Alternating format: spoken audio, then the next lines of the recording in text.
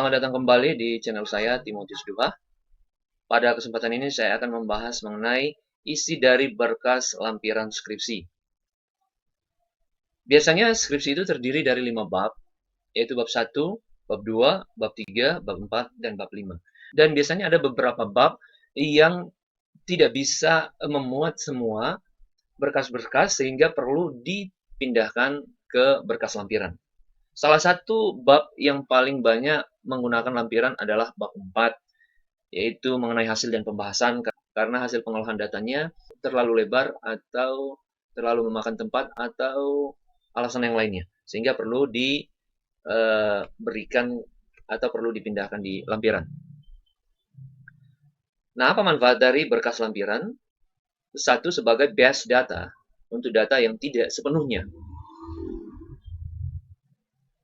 atau hanya sebagian termuat di dalam skripsi. Yang kedua, sebagai data pendukung karena tidak termuat dalam skripsi. Nah, pembagian berkas lampiran itu secara umum terbagi dua, yaitu satu berkas administrasi dan yang kedua berkas hasil olahan data dan data pendukung lainnya. Jadi ini akan saya jelaskan. Untuk itu kepada teman-teman, harap ditonton video ini sampai habis.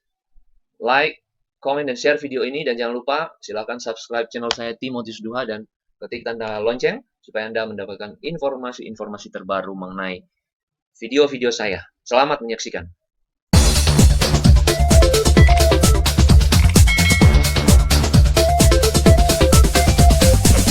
Saya akan bahas yang pertama mengenai berkas administrasi yang terdiri dari satu adalah daftar riwayat hidup atau kurikulum vitae. Yang kedua, salinan SK pembimbing yang memuat nama-nama pembimbing kamu, judul kamu, dan nama kamu sendiri sebagai mahasiswa yang dibimbing. Yang ketiga, berita acara perubahan judul apabila kamu judulnya diganti redaksinya, misalnya tempat penelitiannya, variabelnya, atau ada huruf yang salah, atau ada kata-kata yang perlu diganti, sehingga dibuat berita acaranya.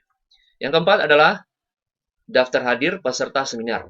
Jadi, sebelum Anda menjadi peserta seminar atau peserta meja hijau untuk di sidang, maka terlebih dahulu Anda perlu mengikuti seminar, sehingga Anda menjadi terlatih. Jadi, biasanya orang yang belum seminar itu wajib mengikuti seminar orang lain.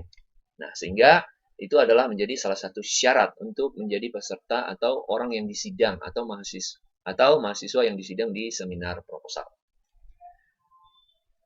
Yang kelima adalah kartu pembimbingan atau istilah lainnya yang memuat catatan-catatan dari dosen pembimbing kamu perihal pembahasan mengenai skripsi ketika kamu berkunjung, berkonsultasi, atau melakukan pembimbingan.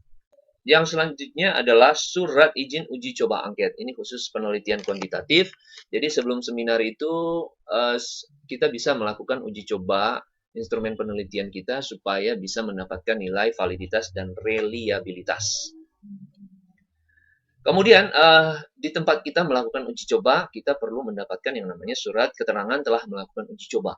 Misalnya kamu melakukan uji coba di daerah A atau di kecamatan A atau di toko A atau di kantor A, sehingga dari kantor itu dibuat surat keterangan bahwa kamu sudah melakukan uji coba.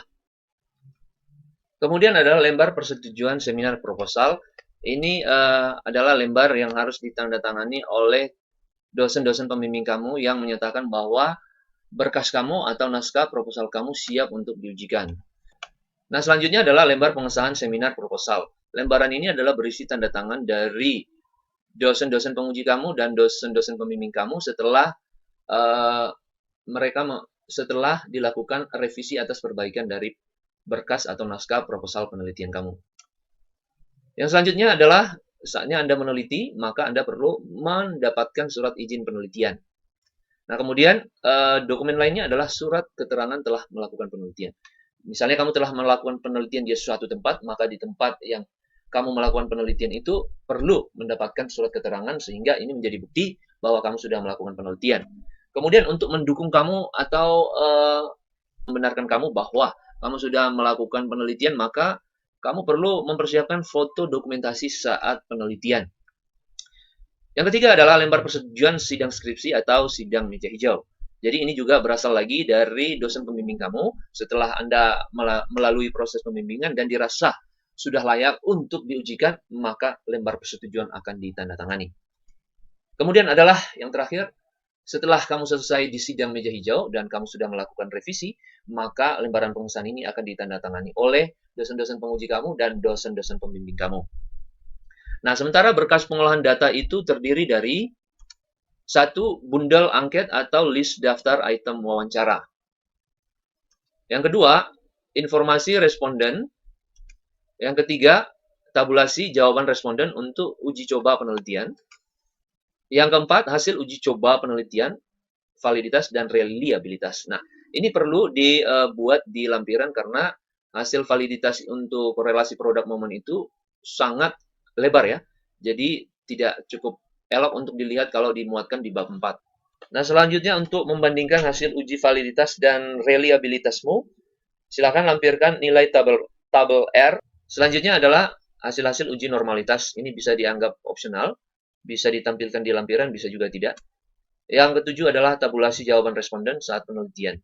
Jadi tabulasi jawaban responden ini mengenai angka yang sudah diganti. Misalnya jawaban itu memakai skala Likert, maka jawaban itu akan diganti menjadi nilai atau angka.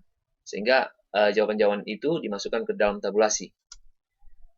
Yang kedelapan adalah uji T, dianggap juga opsional karena ini kecil, bisa ditampilkan di bab 4 dan lampiran bisa juga hanya di bab 4 saja. Jadi ini opsional.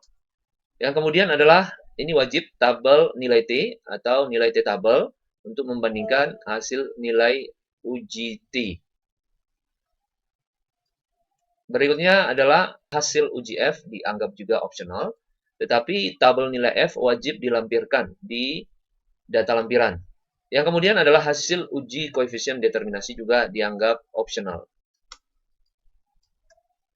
Oke, kemudian susunan penempatan berkas lampiran baiknya disesuaikan dengan buku panduan penyusunan skripsi di kampus kamu.